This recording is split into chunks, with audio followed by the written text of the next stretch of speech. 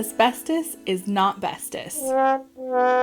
Okay, so that wasn't funny, but neither is hearing the word asbestos when you're trying to buy or sell a property.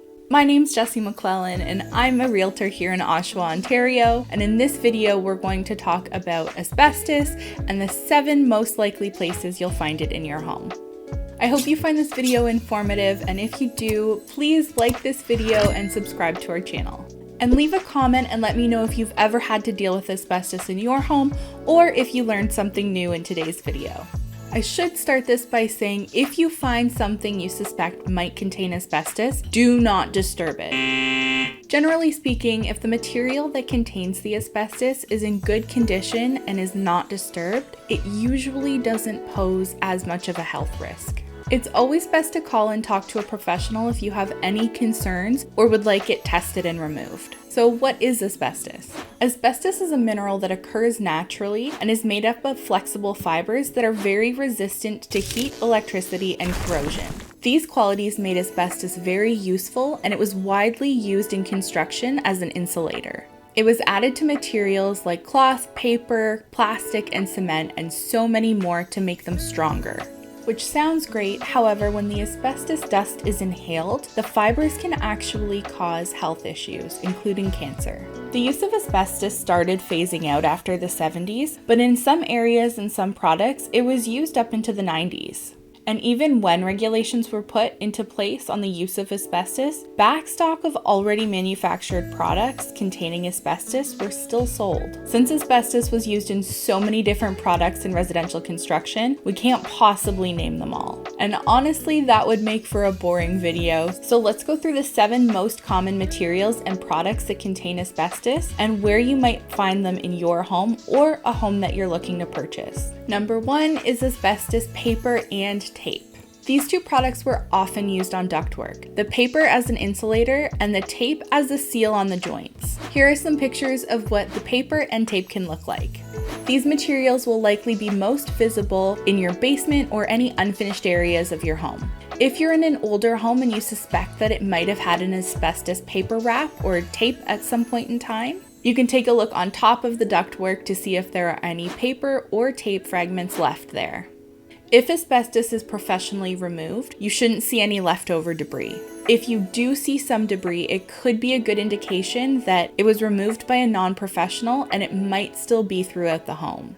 If you see a duct that runs up into the walls, you can always shine a flashlight up the side of the duct and see if there's still paper wrap there running up into other areas. Number 2 is pipe insulation.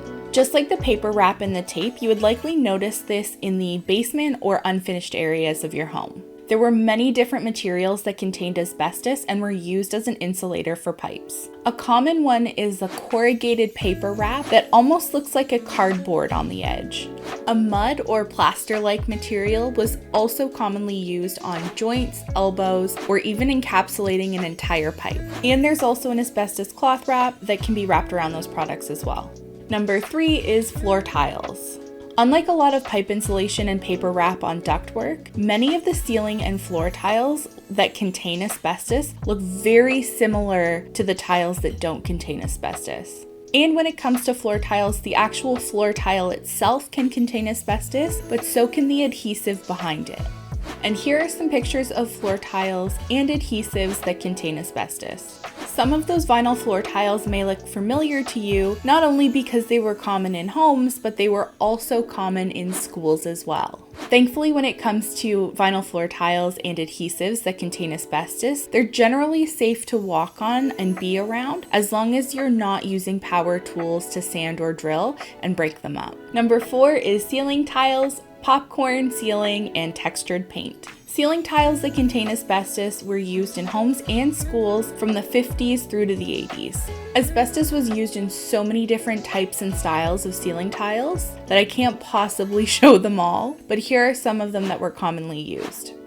There are many reasons why asbestos was so commonly used in ceilings, including it was cheaper than wood, it was sound dampening, it didn't add a bunch of weight, and it was fire resistant. Contractors would often use textured paint, and a common ingredient in these textured paints and ceiling treatments was asbestos. Unfortunately, a popcorn ceiling made with asbestos will look no different than any other textured ceiling.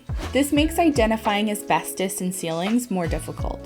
An asbestos-containing popcorn ceiling is not considered particularly dangerous unless it's disturbed. So most people will opt not to remove an asbestos ceiling if it's in good shape.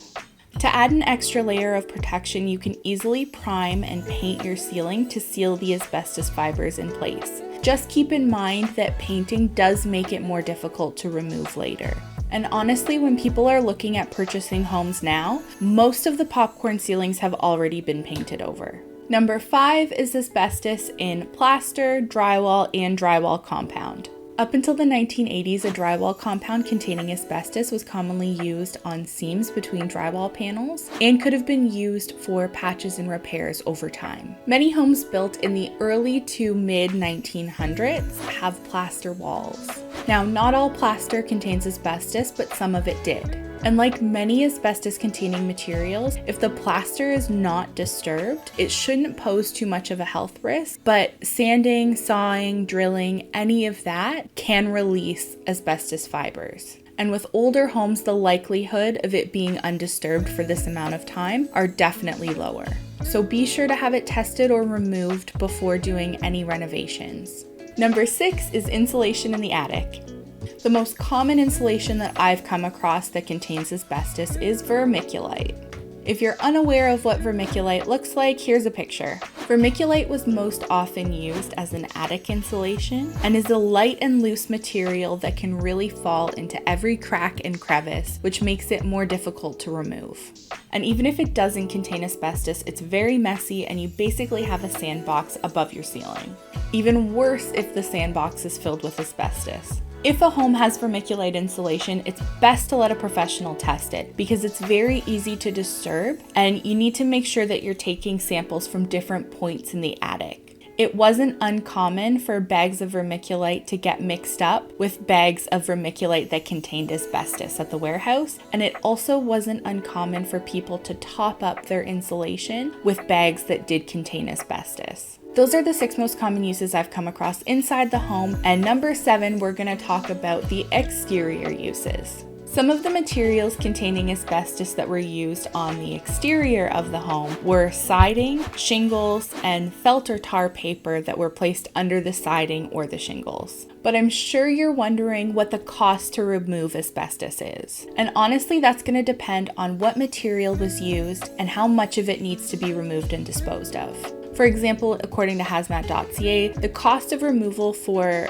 tape or paper on ductwork can be anywhere from $400 to $1,100. But vermiculite in the attic can range anywhere from $7,500 to $13,000, and siding can be upwards of $20,000. And you need to consider the cost of replacing the material as well.